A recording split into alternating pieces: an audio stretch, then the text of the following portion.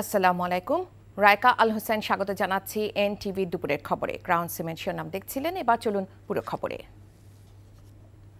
রাজনৈতিক দলগুলো সুষ্ঠু নির্বাচনের ব্যাপারে সরকার ও ইসিকে যদি সহযোগিতা না করে তাহলে আগামী জাতীয় নির্বাচন অনিশ্চিত বলে মন্তব্য করেছেন বিএনপি স্থায়ী কমিটির সদস্য গয়েশ্বরচন্দ্র রায়। অন্যদিকে বিএনপির সিনিয়র যুগ্ম মহাসচিব রুহুল কবির রিজভী বলেছেন, জাতীয়তাবাদী শক্তিকে আক্রমণ করে নির্বাচনকে বিতর্কিত করার চেষ্টা করা হচ্ছে। রাজধানীতে আলাদা অনুষ্ঠানে এসব কথা বলেন তারা। আরাফাত ইসলামের রিপোর্ট। নয়াপল্টনে বিএনপির কেন্দ্রীয় কার্যালয়ে জাতীয়তাবাদী মৎস্যজীবী দলের সাবেক আহ্বায়ক রফিকুল ইসলাম মাহতাবের মৃত্যুবার্ষিকী উপলক্ষে মিলাদ ও দোয়া মাহফিলের আয়োজন করা হয়। অনুষ্ঠানে গয়েশ্বরচন্দ্র রায় বলেন, জনগণের জন্য কল্যাণকর সকল সংস্কারে বিএনপি প্রতিজ্ঞাবদ্ধ। আগামী নির্বাচন নিয়ে শঙ্কার কথাও জানান তিনি।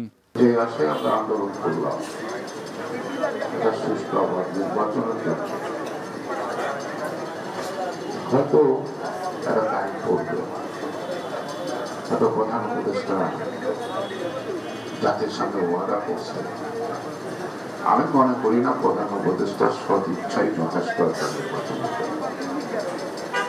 নির্বাচনে যারা অংশগ্রহণ করবে যে সকল রাজনৈতিক দলগুলো, তারা যদি একটি সুষ্ঠু বা নির্বাচনের ব্যাপারে জনবিধি না হয়, ওই নির্বাচন কমিশন এবং সরকারকে সহযোগিতা না করে, তাহলে আমি বলবো নির্বাচন অনিশ্চিত। দলের স্থায়ী কমিটির আরেক সদস্য ডক্টর এজেড-এম জাহিদ হোসেন নির্বাচন বানচালের ষড়যন্ত্র রুখে দিতে নেতাকর্মীদের সজাগ থাকার আহ্বান জানান। আগামী যে ভোট যুদ্ধ হবে, সেই যুদ্ধকে যাতে আমরা সঠিকভাবে কেউ যাতে বানচাল করতে না পারে, সেই ষড়যন্ত্রের দিকে খেয়াল রেখে জনগণকে ঐক্যবদ্ধ করে আগামী জাতীয় নির্বাচন যাতে সঠিক সময়ে ফেব্রুয়ারির মধ্যভাগের আগেই যাতে হয়, নির্বাচন কমিশনকে যে দায়িত্ব প্রধান উপদেষ্টা মহোদয় দিয়েছেন, আমরা দেখতে চাই সেটি বাস্তবায়ন 26 ফেব্রুয়ারির প্রথমার্ধের মধ্যেই জাতীয় নির্বাচন। এদিকে বিএনপি চেয়ারপারসন বেগম খালেদা জিয়ার ছোট ছেলে আরাফাত রহমান কোকোর জন্মবার্ষিকী উপলক্ষে বনানী কবরস্থানে নেতাকর্মীদের নিয়ে শ্রদ্ধা নিবেদন করেন রুহুল কবির রিজভী। বলেন, পুরো জাতি যখন একটি অবাধ ও সুষ্ঠু নির্বাচনের জন্য অপেক্ষা করছে, তখন নির্বাচন বানচালের চেষ্টা করা হচ্ছে। আমরা 5ই আগস্টের পর নানা বক্তব্য বিবৃতিতে আমাদের মনে হয়েছে যে জাতীয়তাবাদী শক্তিকেই টার্গেট করছে আরেকটা গণতন্ত্র বিরোধী শক্তি। তারা নানাভাবে নানা কায়দায় তারা চাচ্ছেন যে সামনের যে নির্বাচন, সেই নির্বাচনকে বিতর্কিত করার জন্য চক্রান্তে ষড়যন্ত্রে মেতে উঠেছে। তাদের সাথে আরও অনেকে থাকতে পারে। আরাফাত ইসলাম, এনটিভি নিউজ, ঢাকা। বাংলাদেশে ক্রিকেটে আধুনিকতা ছোঁয়া দিতে নীরবে কাজ করে গেছেন আরাফাত রহমান কোকো। রাজনৈতিক পরিবারের সন্তান হয়েও নিজেকে দক্ষ ক্রীড়া সংগঠক হিসেবে গড়ে তুলেছিলেন তিনি। বয়সভিত্তিক ক্রিকেট স্টেডিয়ামের অবকাঠামো উন্নয়ন এবং বাংলাদেশের প্রথম যুব বিশ্বকাপ ক্রিকেট আয়োজনেও কোকোর গুরুত্বপূর্ণ ভূমিকা ছিল। সাফল্যের ঢাক ঢোল না পিটিয়ে নিভৃতে ক্রীড়া সংগঠক হিসেবে ক্রীড়াক্ষেত্রে অবদান রাখেন কোকো, যা এখনও স্মরণ করিয়ে দেয় ক্রীড়াপ্রেমীদের। ঐতিহাসিক অমর এই ক্রীড়া শিল্পীর 56তম জন্মদিন আজ। মমিনুর রিপনের রিপোর্ট। সেনা কর্মকর্তা জিয়াউর রহমান ও বেগম খালেদা জিয়ার ঘরে 1969 সালের এই দিনে কুমিল্লায় জন্ম নিয়েছিলেন আরাফাত রহমান কোকো। পরবর্তীতে বাবা মা দুজন দেশের প্রেসিডেন্ট ও প্রধানমন্ত্রী হিসেবে দায়িত্ব পালন করেন। ক্ষমতার কেন্দ্রে থেকেও নিজেকে রাজনীতির বাইরের মানুষ রাখতে পেরেছিলেন কোকো। স্কুল জীবন থেকে খেলাধুলায় আগ্রহী কোকো আমৃত্যু কাজ করে গেছেন ক্রীড়াঙ্গন নিয়ে। একজন ক্রীড়া সংগঠক হিসেবে বাংলাদেশের ক্রীড়াঙ্গনে ঐতিহাসিক অবদান রাখলেও প্রচারের আলো থেকে নিজেকে সরিয়ে রাখতেন। 2002 থেকে 5 সাল পর্যন্ত ক্রিকেট বোর্ডে থাকাকালীন ক্রিকেট রাজনীতিমুক্তকরণ যেমন করেছেন, তেমনি বিরোধী দলীয় নেতা সাবের হোসেন চৌধুরীর সঙ্গে কাজ করে দেশে অনন্য নজির স্থাপন করেন। সেই সময়ে ক্রিকেট বোর্ডে যারা দায়িত্ব পালন করেছেন তাদের অধিকাংশই ক্রিকেট খেলোয়াড় ছিলেন না, কিন্তু ডিওএইচএস ক্লাবের হয়ে দ্বিতীয় বিভাগ ক্রিকেট খেলেছেন কোকো। রাজনৈতিক পরিবারের সন্তান হওয়ায় চাইলেই ক্রিকেট বোর্ডের সভাপতি হতে পারতেন। সেটা না করে বোর্ডের অধীনে ডেভেলপমেন্ট কমিটির চেয়ারম্যান হিসেবে দায়িত্ব নিয়ে আমূল বদলে ফেলেন বয়সভিত্তিক ক্রিকেট। হাই পারফরমেন্স ইউনিটের মাধ্যমে ভবিষ্যৎ ক্রিকেটার তৈরির পাইপলাইনের সূচনা তার হাত ধরেই। তারই ফসল হিসেবে দেশ পেয়েছে সাকিব আল হাসান, তামিম ইকবাল, মুশফিকুর রহিমদের মতো প্রতিভাবান ক্রিকেটারকে। ক্রিকেট অস্ট্রেলিয়ার সঙ্গে তার ব্যক্তিগত সম্পর্ককে কাজে লাগিয়ে অস্ট্রেলিয়ান কোচ, ট্রেনার, ফিজিও আনার ট্রেন্ড চালু করেন কোকো। বোর্ডের প্রফেশনাল কাজেও ক্রিকেট অস্ট্রেলিয়ার সাপোর্ট পাওয়া যেত কোকোর যোগাযোগের মাধ্যমে। 2004 সালে প্রথম অনূর্ধ্ব-19 বিশ্বকাপের আয়োজনের দায়িত্ব পায় বাংলাদেশ। প্রতিকূল পরিস্থিতিতেও সফল আয়োজনের নেপথ্যে কারিগর হিসেবে কাজ করেন বেগম খালেদা জিয়ার ছোট ছেলে আরাফাত রহমান কোকো। রাজনীতির মাঠে মা বেগম খালেদা জিয়া যখন শেখ হাসিনার জিঘাংসার শিকার, মামলা হামলায় বিভীষিকাময় পরিস্থিতির ভেতর দিয়ে যাচ্ছিলেন, বড় ভাই বিএনপির ভারপ্রাপ্ত চেয়ারম্যান তারেক রহমান স্বৈরাচারের রোষানলে পড়ে লন্ডনে অবস্থান করছিলেন, তখন মালয়েশিয়ায় মারা যান আরাফাত রহমান কোকো। 2015 সালের 24 ফেব্রুয়ারি মাত্র 45 বছর বয়সেই মারা যান এই সংগঠক। এমন ক্ষণজন্মা ক্রীড়া সংগঠককে শ্রদ্ধাভরে স্মরণ করছে দেশের মানুষ। জন্মদিনের শুভেচ্ছা ও রুহের মাগফিরাত কামনা ক্রীড়াঙ্গনের এই নিভৃতচারীর প্রতি। Mominur Ripon, NTV news, Dhaka. সাংবাদিক তুহিন হত্যায় বিএনপিকে জড়িয়ে অপপ্রচার করার অভিযোগে এনসিপি নেতা সার্জিস আলমের বিরুদ্ধে গাজীপুর সিএমএম কোর্টে মামলা করা হচ্ছে। সকালে গাজীপুর অতিরিক্ত চিফ মেট্রোপলিটন ম্যাজিস্ট্রেট কোর্টে 10 কোটি টাকার মানহানি মামলা করেন বাসন থানা বিএনপির সভাপতি তানভীর সিরাজ। তিনি বলেন, অপরাধী চক্রে ভিডিও করায় সাংবাদিক তুহিনকে হত্যার ঘটনায় সার্জিস আলম না জেনে বিএনপিকে জড়িয়ে অপপ্রচার চালিয়েছেন, যা দলে ভাবমূর্তি নষ্ট করেছে। পরে অতিরিক্ত চিফ মেট্রোপলিটন ম্যাজিস্ট্রেট আদালত 2-এর বিচারক আলমগীর আল মামুনের বেঞ্চে মামলাটির শুনানি হয়। শুনানি শেষে বিচারক মামলাটি আমলে নিয়ে সিআইডিকে তদন্তের নির্দেশ দেয় আদালত। গণ অভ্যুত্থানের পর সাম্য, নাগরিক মর্যাদা, ন্যায় বিচার এবং গণতান্ত্রিক বাংলাদেশ বিনির্মাণে তরুণদের ভূমিকা গুরুত্বপূর্ণ বলে মন্তব্য করেছেন যুব ও ক্রীড়া উপদেষ্টা আসিফ মাহমুদ সজীব ভুঁইয়া। তরুণদের উদ্ভাবনী শক্তি, বহুপাক্ষিক অংশীদারিত্ব দেশের টেকসই উন্নয়নে গুরুত্বপূর্ণ বলেও মন্তব্য করেন তিনি। রাজধানীর একটি হোটেলে জাতীয় ও আন্তর্জাতিক যুব দিবসের আলোচনা সভায় এসব কথা বলেন আসিফ মাহমুদ। বলেন, রাষ্ট্রীয় নীতিতে তরুণদের ভাবনা অন্তর্ভুক্ত করবে সরকার। এ সময় আলোচনায় অংশ নিয়ে জুলাই অভ্যুত্থানে যুবকদের অংশগ্রহণের গুরুত্ব তুলে ধরেন বক্তারা। ভবিষ্যৎ বাংলাদেশে তরুণদের অংশগ্রহণ নিশ্চিত করছে সরকার বলেও জানিয়েছেন যুব ও ক্রীড়া উপদেষ্টা।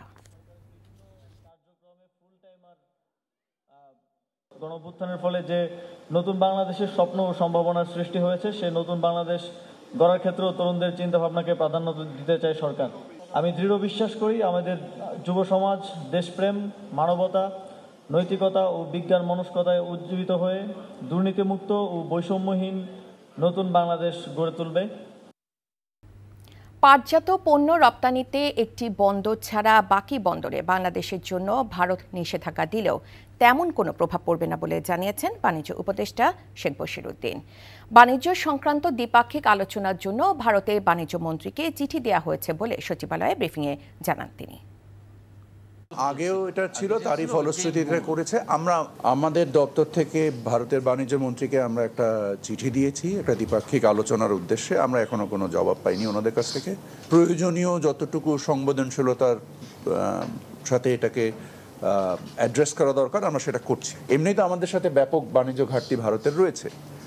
সো এই পণ্যের যে মানে এর থেকে আমাদের যে গার্মেন্টস শিল্পের যে রপ্তানি হয়, এটা পাট পণ্য থেকে অধিক বেশি। আমি মনে করি না এটা আমাদের রপ্তানি লক্ষ্যমাত্রার উপরে কোনো প্রভাব আসবে। মুন্সিগঞ্জে ডেঙ্গু পরিস্থিতি আগস্টের শুরু থেকেই চোখ রাঙাচ্ছে। এতে নতুন মাত্রা যোগ করেছে সিজনাল ভাইরাস জ্বর। রোগীর চাপে যেন তিল ধারণে ঠাঁই নেই 250 শয্যা বিশিষ্ট মুন্সিগঞ্জ জেনারেল হাসপাতালে। জরুরি বিভাগ সহ বহির্বিভাগে ডেঙ্গু সহ সিজনাল ভাইরাসের জ্বরে আক্রান্ত হয়ে জেলার বিভিন্ন এলাকা থেকে এসেছেন অধিকাংশ রোগী। পরীক্ষা নিরীক্ষায় শনাক্ত হচ্ছে ডেঙ্গু। তবে মাত্রা অতিরিক্ত রোগীদের বাড়তি চাপ বিড়ম্বনা বাড়িয়েছে সেবা প্রত্যাশীদের। অন্যদিকে শয্যা সংকটে অনেকে ঠাঁই মিলেছে হাসপাতালে বারান্দায়। এমন পরিস্থিতিতে ডেঙ্গু প্রতিরোধে সচেতনতার কোনো বিকল্প নেই বলে পরামর্শ চিকিৎসকদের। ভারতকে সরাসরি পরমাণু যুদ্ধের হুঁশিয়ারি দিয়েছেন পাকিস্তানের সেনাপ্রধান ফিল্ড মার্শাল অসীম মুনি। রোববার যুক্তরাষ্ট্রের ফ্লোরিডার ট্যাম্পায় শিল্পপতি আদনান আসাদের নৈশভোজে যোগ দিয়ে এই হুঁশিয়ারি উচ্চারণ করেন অসীম। বলেন, তারা যদি নিজেদের ধ্বংস দেখতে পান তবে অর্ধেক পৃথিবী নিয়ে ধ্বংস হবেন। পাক সেনাপ্রধান ভারতকে হুমকি দিয়ে বলেন, তারা অপেক্ষা করবেন ভারত কবে সিন্ধু নদে বাদ দেয়। সেগুলো তৈরি হয়ে গেলে 10টি মিসাইল ছুড়ে ধ্বংস করে দেবেন। সম্প্রতি শুল্ক আরোপকে কেন্দ্র করে ওয়াশিংটন নয়াদিল্লির সম্পর্ক অনেকটাই শীতল। কয়েক মাসের ব্যবধানে দ্বিতীয়বার আমেরিকা সফরে গিয়ে ভারতকে পরমাণু পেশি দেখালেন অসীম। এই হুমকির তীব্র নিন্দা জানিয়েছে ভারত সিন্ধু পানি বন্টন চুক্তি স্থগিত করে রাখলে পাকিস্তানের কাছে যুদ্ধ ছাড়া কোনো উপায় থাকবে না বলে হুঁশিয়ারি দিয়েছেন সাবেক পাক পররাষ্ট্রমন্ত্রী বিলওয়াল ভুট্টো। এদিকে সিন্ধু পানি বন্টন ইস্যুতে পাকিস্তানের পক্ষে রায় দিয়েছে হেগ ভিত্তিক স্থায়ী সালিসি আদালত পিসিএ। ফিটনেস ক্যাম্পে নাহিদ তানজিম সাকিবদের নিবেদনে মুগ্ধ বিসিবি স্ট্রেংথ ও conditioning coach Nathan Kelly. Netherland series সহ এশিয়া কাপের লম্বা সূচির জন্য খেলোয়াড়রা শারীরিকভাবে প্রস্তুত বলে মনে করছেন এই অস্ট্রেলিয়ান কোচ। আগামী 15 আগস্ট পর্যন্ত চলবে এই ক্যাম্প। নিলয় মজুমদারের রিপোর্ট। সকালের মিষ্টি রোদ সময়ের সঙ্গে উত্তাপ ছড়ালেও থামার সুযোগ ছিল না লিটন তাসকিনদের। নাথান কেলির অধীনে শরীরে জমে থাকা আড়ষ্টতা কাটানোতেই ব্যস্ত ক্রিকেটাররা। গত বছরের এপ্রিল থেকে জাতীয় দলের সঙ্গে কাজ করা শুরু করেছিলেন কেলি। খেলোয়াড়দের ব্যস্ত সূচির কারণে ফিটনেস নিয়ে পরিপূর্ণ কাজ করতে না পারার আফসোসও আছে কেলির। ক্রিকেটাররা বেশ অনুপ্রাণিত। ওরা সবাই প্রচন্ড পরিশ্রমী এবং নিজেদের সেরাটা দিতে চায়। আমি কখনো আমাদের খেলোয়াড়দের কাছ থেকে ফিটনেস নিয়ে কোনো অভিযোগ পাইনি। তারা পুরোপুরি যুক্ত হয়েছে, উন্নতির চেষ্টা করছে এবং তাদের এনার্জি ও উৎসাহ দারুণ। ব্যস্ত সূচির আগে ফিটনেস পরীক্ষার অংশ হিসাবে একদিন আগে জাতীয় স্টেডিয়ামে উপস্থিত হয়েছিলেন জাতীয় দলের ক্রিকেটাররা। অ্যাথলেটিক্স ট্র্যাকে হয়েছিল তাতে দৌড় ও শারীরিক সক্ষমতা যাচাই। এই ক্যাম্পে নাহিদ রানা, তানজিম হাসান সাকিবদের নিবেদনে মুগ্ধ হয়েছেন নাথান কেলি। আমরা জাতীয় স্টেডিয়ামে কিছু টেস্ট করেছি, স্প্রিন্ট টেস্ট এবং টাইম ট্রায়াল করেছিলাম। টাইম ট্রায়ালে আমার মনে হয় 12 জন খেলোয়াড়ের পার্সোনাল বেস্ট পেয়েছি। অনেক খেলোয়াড়ই এই জায়গায় উন্নতি করেছে। নাহিদ অসাধারণ পারফরমেন্স করেছে। 5 মিনিট 31 সেকেন্ডে 1600 মিটার দৌড় শেষ করেছে। আর পুরো দল একসাথে এই দিকটা উন্নত করার চেষ্টা করছে। জাতীয় দলের ফিটনেস ক্যাম্প চলবে আগামী 15 আগস্ট পর্যন্ত। 5 দিন পর সিলেট আন্তর্জাতিক ক্রিকেট স্টেডিয়ামে শুরু হবে প্রস্তুতি camp. Niloy Majumdar, NTV news, Dhaka. এই ছিল দুপুরের খবরে। এই খবরের ভিডিও সহ আপডেট জানতে ভিজিট করুন NTV অনলাইন www.ntvbd.com। এছাড়াও এনটিভির জনপ্রিয় সব অনুষ্ঠান ও খবরের আপডেট জানতে ভিজিট করুন আমাদের ইউটিউব ও ভেরিফাইড ফেসবুক পেজ। 5টায় দেশে খবর দেখার আমন্ত্রণ রইল। ধন্যবাদ সবাইকে।